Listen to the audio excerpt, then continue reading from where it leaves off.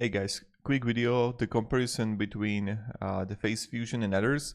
So the FaceFusion is highly realistic face swapping, results with consistent quality on images and videos, frequent updated and feature complete comparing to, like, let's say Roop, and also works well with out of the box even in tricky cases, let's say eye position and other things. So there is going to be a little bit of a learning curve, but it's actually like possible to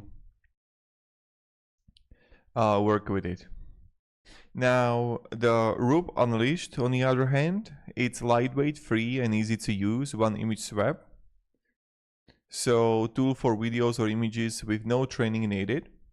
And you can actually like upload everything and see for yourself.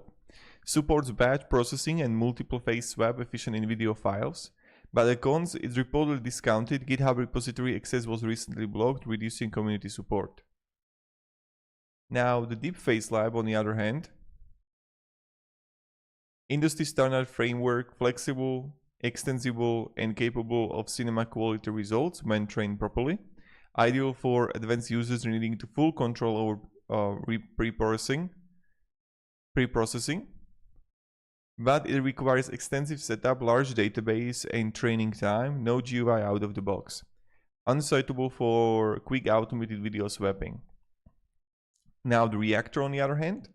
So you have a highly reliable tool integrated into the Stable Diffusion web UI ecosystem, preferred for fine detail files and artifacts, works well after FaceFusion or Roop produce, rough outputs, more solid and stable compared to Roop according to Reddit users. The cons, typically requires knowledge of web UI setup and usage, and not a standalone app.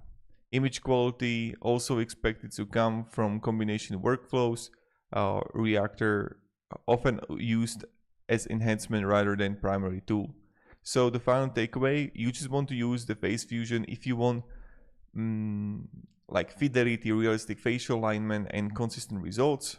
The Roop Unleashed if you need a lightweight free solution for quick face swaps on images or simple videos.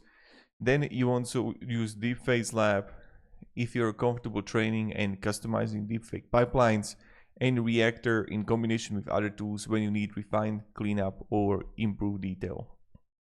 So that's pretty much it. And yeah, so thank you very much for watching and have a great day and goodbye.